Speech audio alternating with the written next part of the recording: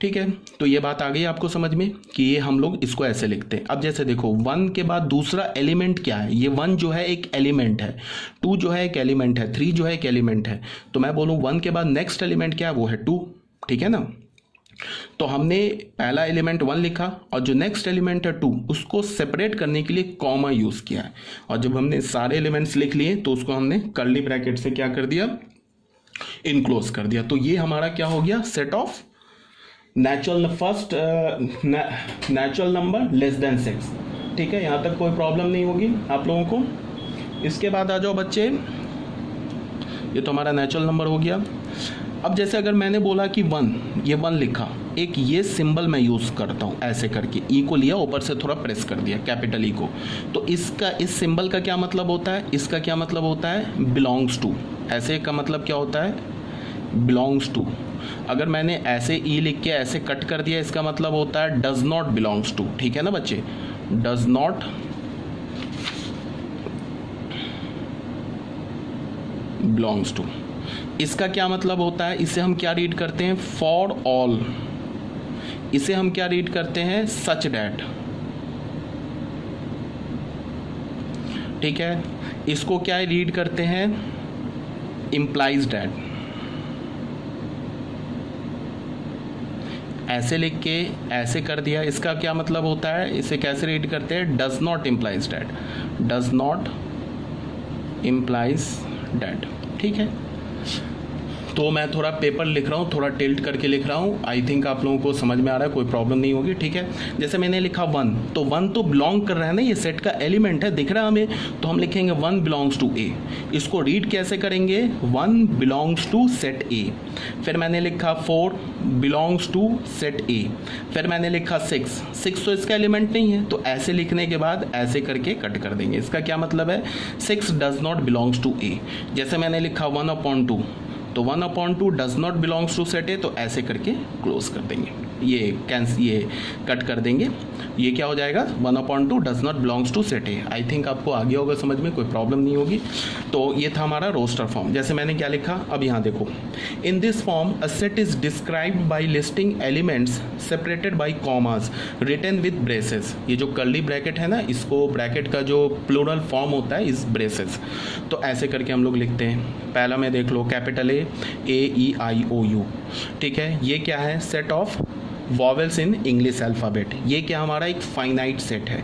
Finite क्यों बोला, क्योंकि हमने इसमें कितने एलिमेंट है, 1 2 3 4 5, हमने इसके एलिमेंट्स को काउंट कर लिए, काउंट किया ना, तो ये एक फाइनाइट सेट है। ठीक है, फिर स्मॉल ए तो दिख रहा है कि कैपिटल ए का एलिमेंट है, तो हमने क्या बोला, small a belongs to set a. B तो नहीं है, तो इसमें हमने क्या बोला, b does not belongs to set A. I भी नहीं है, तो हमने क्या बोला, सॉरी आई तो है, तो आई बिलोंग्स टू सेट ए।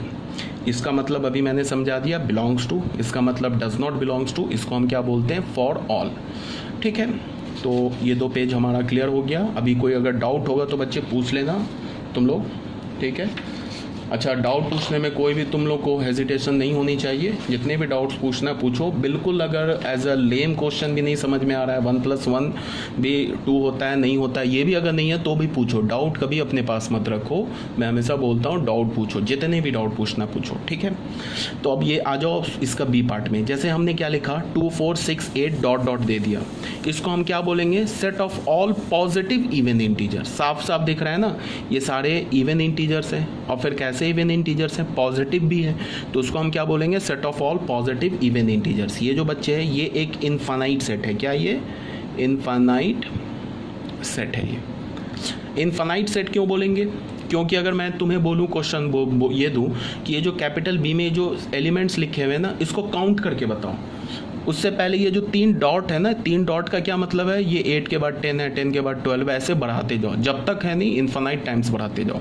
तो अगर मैं तुम्हें बोलूँ कि इसे काउंट करके बताओ, तो तुम काउंट ही नहीं कर सकते। ठीक है ना, तो नहीं काउंट कर सकते, उसका मतलब क्या है कि इस सेट के जो एलिमेंट्स हैं वो काउंटेबल नहीं है। तो अगर किसी भी सेट के एलिमेंट काउंटेबल नहीं है तो उसे हम क्या बोलते हैं, इनफाइनाइट सेट। और ये सेट के जो एलिमेंट्स हैं वो पॉजिटिव इवन इंटीजर्स हैं। तो ये भी पॉइंट क्लियर हो गया होगा, कोई प्रॉब्लम नहीं है। अब बच्चे आ जाओ सेट बिल्डर फॉर्म में।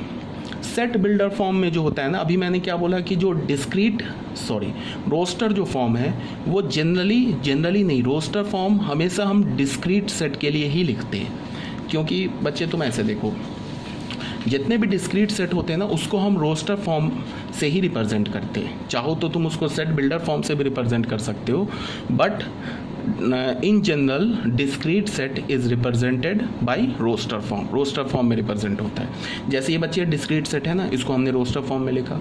रोस्टर फॉर्म में कैसे लिखा? कर्ली ब्रैकेट लिखा, सारे एलिमेंट्स को कॉमा से सेपरेट कर दिया। अब फाइनाइट सेट है तो हमने क्लोज ये ब्रैकेट बंद कर दिया सारे एलिमेंट्स लिखने के बाद। अगर इनफाइनाइट सेट था, डिस्क्रीट सेट था, तो हमने कुछ एलिमेंट्स को लिखे, उसके बाद हमें पैटर्न पता चल गया, उसके बाद हमने 3 डॉट लगा दिया, फिर हमने ब्रैकेट बंद कर दिया। सेट बिल्डर फॉर्म में क्या है कि इसमें हम डिस्क्रीट सेट को भी सेट बिल्डर फॉर्म में लिख सकते हैं और कंटिन्यूअस सेट को भी सेट बिल्डर फॉर्म में लिख सकते हैं। पहले इसको हम डिटेल से समझते हैं क्या है, उसके बाद फिर आगे आते हैं। इसमें क्या बोल रहा है सबसे पहले, In this form, a set is described by describing property Px of its element x। मतलब क्या है ये समझो। जैसे हमने Px बोला, ये Px का क्या मतलब है? P represent for property, X represent for property of X। तो ये क्या होगा हमारा, इसे हम क्या बोलेंगे? Property of X। Property of X मतलब क्या है, इसको हम रीड कैसे करेंगे? Px को बोलेंगे प्रॉपर्टी ऑफ X, ठीक है, X की प्रॉपर्टी। तो हम इस फॉर्म में, जो हमारा सेट बिल्डर फॉर्म है, इस फॉर्म में हम करेंगे क्या कि सेट के एलिमेंट्स को फिजिकली नहीं लिखेंगे, उन सारे एलिमेंट्स जो एक सर्टेन मतलब एक जो प्रॉपर्टी को सेटिस्फाई कर रहा है उस प्रॉपर्टी को लिख देंगे। एलिमेंट्स नहीं लिखेंगे, प्रॉपर्टी लिख देंगे सारे एलिमेंट्स का। तो वो क्या हो जाएगा, किस फॉर्म में हो जाएगा? सेट बिल्डर फॉर्म में। अब वो प्रॉपर्टी लिखेंगे कैसे, उसका भी रूल है। जैसे हमने ए सेट लेना है, सेट ऑफ ऑल ऐसे लिखेंगे। देखो सेट ऑफ, इसको पहले इसको भी ऐसे समझो। ए सेट लिखा, प्रॉपर्टी कैसे लिखेंगे? इस कर्ली ब्रैकेट को हम क्या रीड करते हैं सेट बिल्डर फॉर्म में? The set of all. इस कर्ली ब्रैकेट को क्या बोलते हैं? The set of all. उसके बाद एक्स लिखा, ठीक है। ये 2 डॉट को हम क्या रिप्रेजेंट करते हैं, क्या कैसे रीड करते हैं? सच डैट, अभी बताया मैंने।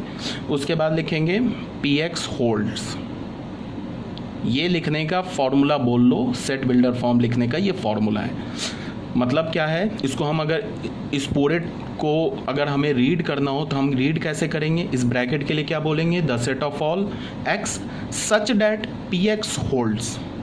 मतलब क्या है, पहले जो एलिमेंट्स हैं उस एलिमेंट को हम स्मॉल x से रिप्रेजेंट करेंगे, 1-2 डॉट लगाएंगे और उसके बाद इस स्मॉल x का प्रॉपर्टी लिखेंगे इस 2 डॉट के बाद। पहले स्मॉल x किसे रिप्रेजेंट करेगा? Elements of in this set A. 1-2 dot लगाएंगे और इस 2 डॉट के बाद इस x का हम प्रॉपर्टी लिखेंगे। फॉर एग्जांपल देखो, जैसे अभी हमने एक सेट लिया था ना, सेट ऑफ ऑल, अभी रोस्टर फॉर्म में, set of all vowels in English alphabet. ध्यान से देखो, set of all vowels in English alphabets. तो ये हमारा कैसा है? अल्फ़ाबेट्स। ये हमारा कैसा सेट है? ये एक हमारा डिस्क्रीट सेट है, पता है हमें।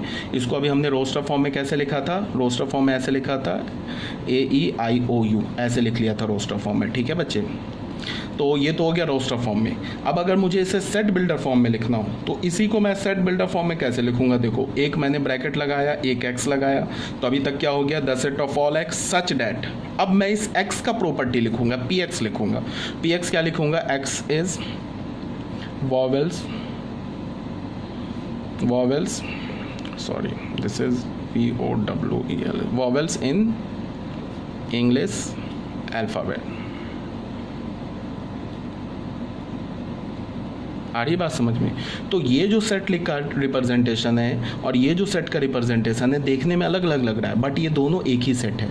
हमने लिखा कैसे? The set of all x।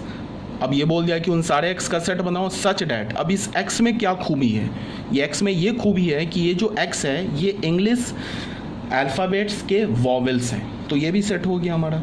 जैसे अभी हमने एक सेट लिखा था, यहाँ पे लिखा B सेट लिखा।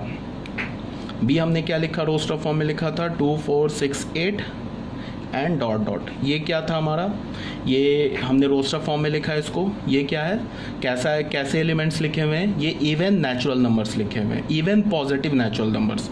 तो अगर मुझे इसे सेट बिल्डर फॉर्म में लिखना हो तो मैं कैसे लिखूंगा, the set of all x such that.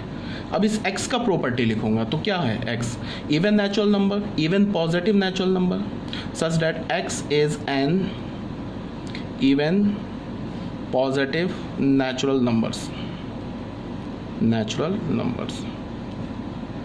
आगे बात समझ में बच्चे। तो ये सेट हमारा भी, ये किस फॉर्म में हो गया, ये सेट बिल्डर फॉर्म में हो गया। ये किस फॉर्म में हो गया, ये रोस्टर फॉर्म में हो गया। बट ये दोनों सेट तो एक ही है, बस इसका रिप्रेजेंटेशन अलग अलग है।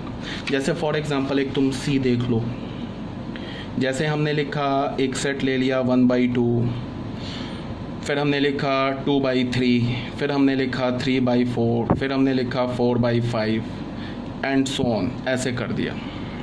ठीक है, तो ये हमारा जो सी सेट लिखा हुआ है ये किस फॉर्म में लिखा हुआ है,